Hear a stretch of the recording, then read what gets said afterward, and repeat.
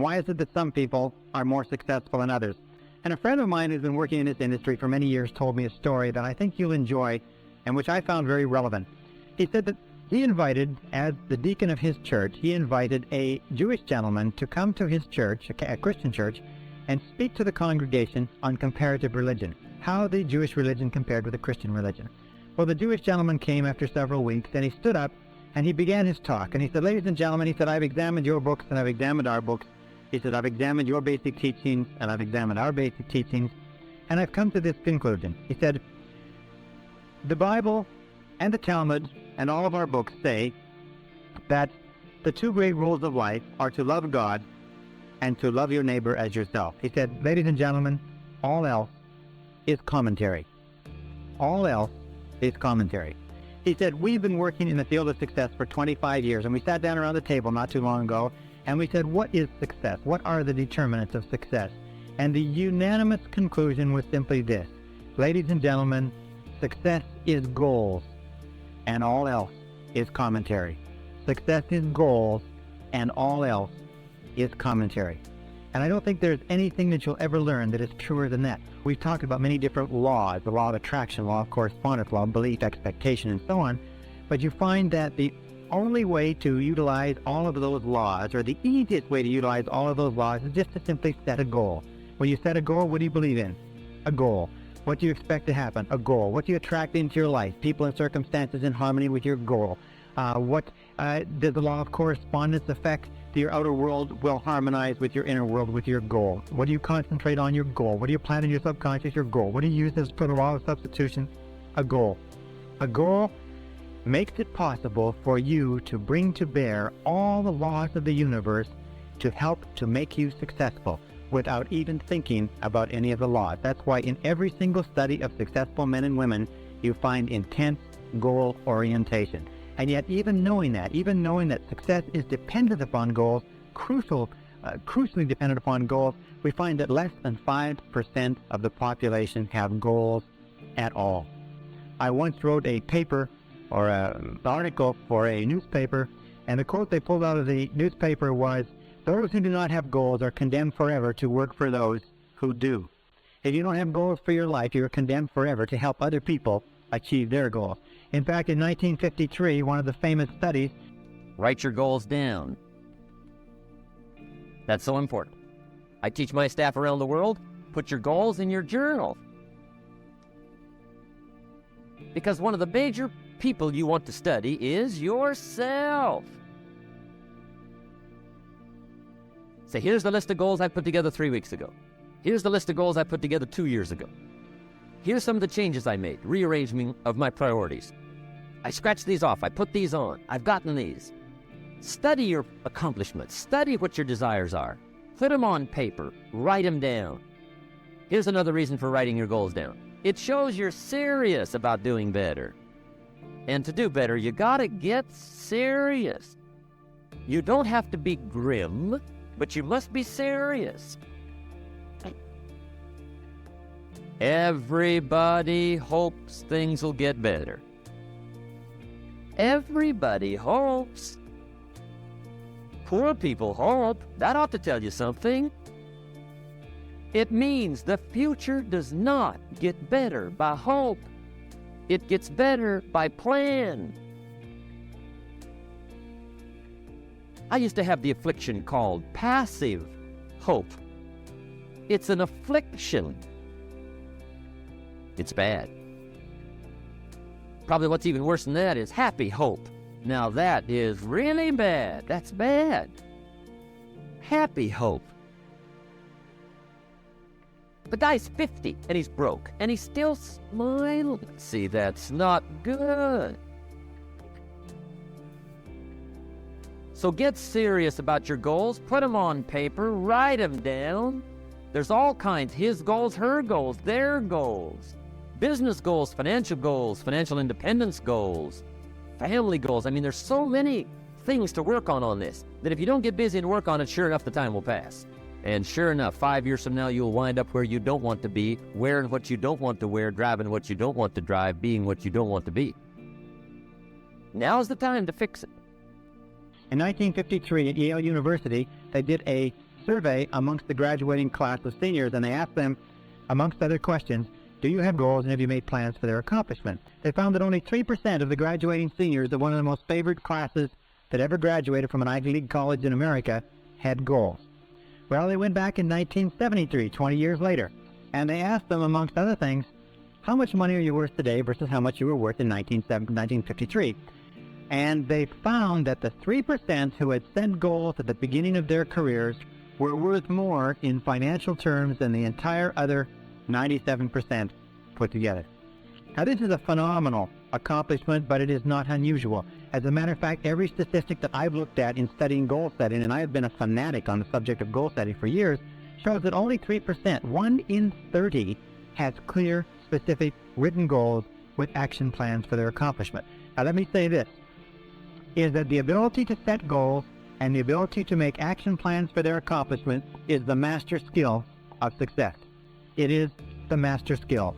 It is the most important single skill that you can ever learn. And through the course of what we're going to talk about now, if you can learn to set and accomplish one major goal, it can be the most important thing that you ever discover. More important than math, more important than science, more important than computer technology, more important than sales skills is the ability to set goals. Because once you have set goals, you trigger 80% of the population has either a vague idea of what they want or no idea at all.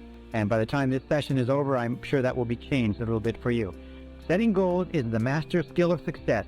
I think that goal setting should be taught in kindergarten and first grade and second grade, right up to every single year of school. There should be some module and some process of teaching young people to set goals.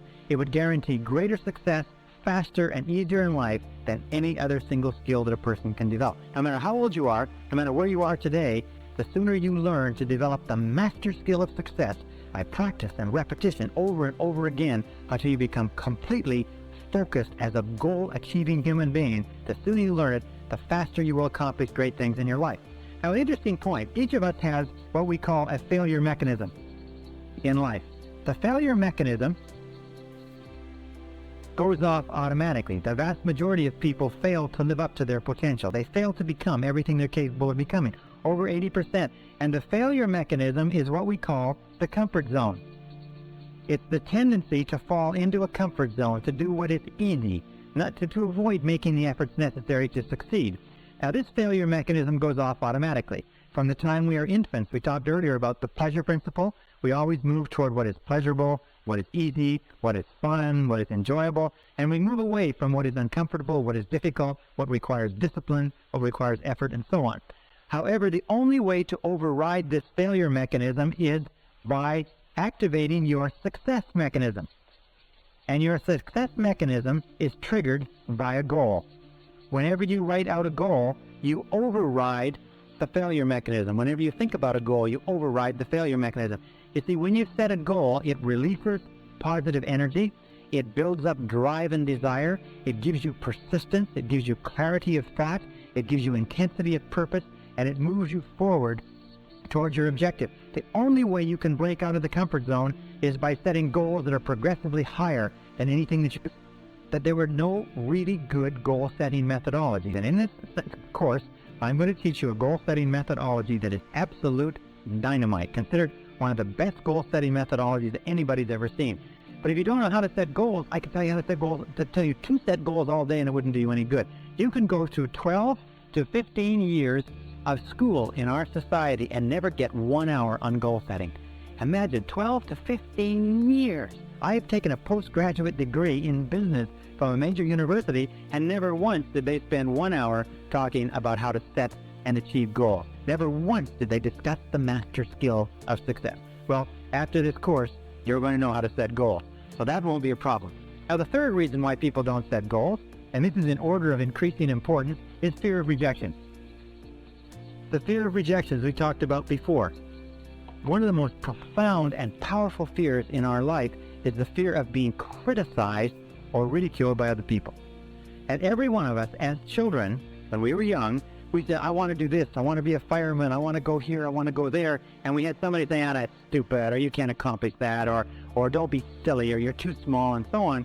And what we learned at a very early age is that if we talked about a goal or something that we wanted that was bigger than we were, the most important people in our lives would ridicule us and would criticize us and make us feel bad and small.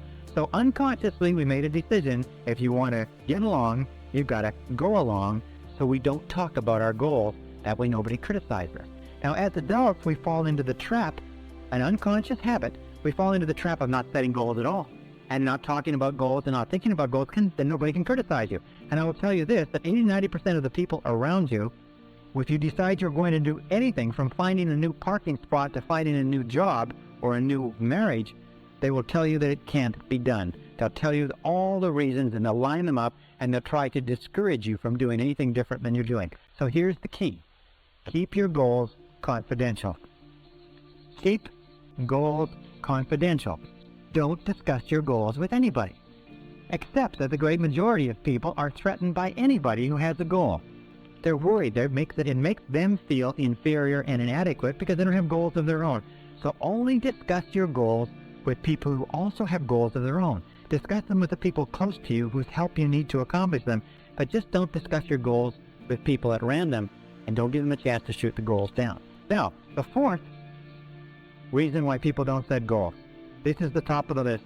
This is the worst of all. It's our old friend, our old enemy, if you like, fear of failure. The fear of failure is the number one reason why people fail in adult life. The fear of failure, the fear that I can't. I might lose my money. I might lose my time. I might lose my investment. I can't. It causes us to become tense and stressed. It causes our heart to pound and our stomach to churn. This fear of failure is the number one reason why people underachieve and fail in life. It's because the fear of failure holds them back from or disadvantage. As Napoleon Hill said in his book, there's a valuable lesson, an opportunity, or a benefit that you can find if you look for it. That successful people, leaders, are people who never use the word failure. They never think of the word failure. Thomas J. Watson, the founder of IBM, was once asked by a young man, he said, "Mr. Watson, what can I do to be more successful?" And Watson said without hesitating, he said, "Double your failure rate." Double your failure rate. Why? It's because, let me put this down. It's because if you look at the life stories of successful men and women, if you look at the life story of a person like Thomas Edison, one of the greatest failures in history. Thomas Edison, in the course of his lifetime, patented 1,052 devices at the U.S. Patent Office. Over 1,000 of those devices were actually turned into commercial products that made enormous amounts of money. Edison was also the greatest failure in the history of invention. He failed 17,000 times to come up with a plant that from which our life is getting worse and deteriorating. That just happens to be the fact.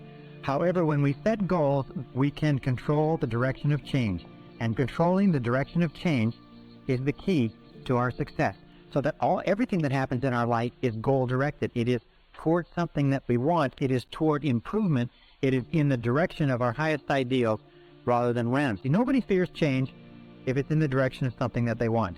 The only change that we fear is change that leaves us worse off than we were before. And this brings us to our second key concept in goal setting. It's what we call the area of excellence. Now, the area of excellence concept is very simple. What it says is that everybody has talents that rotate around the average. These are average talents.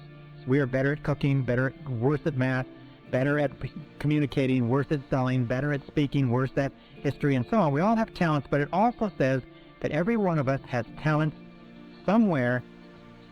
What absorbs your attention completely? When you're working at it, when you're thinking about it, when you're reading about it, it absorbs your attention completely. Attention, interest, and absorption are the three keys to finding your area of excellence. And one of the most important responsibilities of adult life is to find your area of excellence. Because until you do that and commit yourself to it, you will never achieve your full potential. And everybody has an area of excellence. Now, the next key, number 3, area of excellence is number 2. The next key is what we call acres of diamonds. And the acres of diamonds theory comes from a story about an old farmer who went off seeking diamonds in Africa, sold his farm, wrapped up everything, went off seeking diamonds, ran out of money, and finally died, poor, impoverished, and alone. And meanwhile, back on his farm, the new owner went out and discovered some of the biggest diamonds in history. The Anchors of Diamonds philosophy says that under your own feet, right now, in almost all cases, is everything that you're looking for. Right now, contained within your own talents, your own ability, key areas. Number one is you need personal and family goals. Now, your personal and family goals are the goals that, more than anything else, determine the quality of your emotional life, determine how good you feel about yourself and life. And your personal and family goals, you need about 3 to 5. These are the reasons why. These are the why of your life. This is why you're alive in the first place, which is to achieve a life that is significant and important and pleasurable to you. And you must never sacrifice these for anything else. The second set of goals are business and career goals. Now, your business and career goals are the way that you earn the wherewithal, or the way that you fulfill your potential as a productive member of society. They're the way you make a contribution. These are the what goals. But remember, these are not as important as the why. The natural tendency for us, if we're not careful, is we get so caught up in the what, the business and career goals, that we forget the personal and family, which are the reasons why we started in the first place. And you need 3 to 5 goals in the business and career area, and number 3 in your life. Now, it doesn't mean you can't have several goals. You can have 10 to 15 goals going. You can have 200 to 300 if you want, but you have to have one. If somebody were to wake you up in the middle of the night and give you a shake and say, what is your major definite purpose? You should be able to open your eyes and be able to tell them just like that. Your major definite purpose must be measurable. In other words, you can't have a major definite purpose to be happy. I had one woman come up to me and she said, her major definite purpose was world peace. And I said, well, your major definite purpose, in order for it to have any meaning for you, in order for it to give purpose and direction to your life, has to be under your own control. It has to be measurable. It has to be specific. It has to be tangible. It has to be something that you can do or have or be. It has to be something that when you've accomplished it, you can look at it and say, here it is, it's achieved. It can't be something nebulous, because setting a big, broad, unbounded goal is a way that we trick ourselves into setting no goals. Here it is. Question number 1 is, what are your 5 basic values in life? What 5 things do you value most in life? Number 1 question. You have 60 seconds to answer this question, counting right now. What things do you value most in life? Your home, your car, your family, your income, your job, your career, your spiritual development, your health, your wealth, your stereo set, your new hubcaps, your intelligence, your intellectual growth. What 5 things do you value most in life? 30 seconds. Write the first 5 things that come to mind. And once you've written the answer to this question, your 5 basic values, organize them in order of priority. What is the first one? What would be number 1 if you had to throw away the other 4? What would be number 2 if you had to throw away the other 3? What would be number 3, and so on? Organize them in order of priority, number 1 through number 5. Right? 5 seconds, 4, 3, 2, 1. Question number 2 is, write your 3 most important goals in life right now. You have 30 seconds. What's your 3 most important goals in life right now? Counting. 25 seconds left. Write the first 3 goals that pop into your mind. If you can't think of anything else, write money, money, money. But write the first 3 goals that pop into mind, quickly. Okay, 10 seconds. This is an easy question. 5, 4, 3, 2, 1. Question number 3. You have 1 minute. What would you do? How would you spend your time if you found today that you only had 6 months to live? How would you spend the last 6 months of your life if you only had 6 months to live?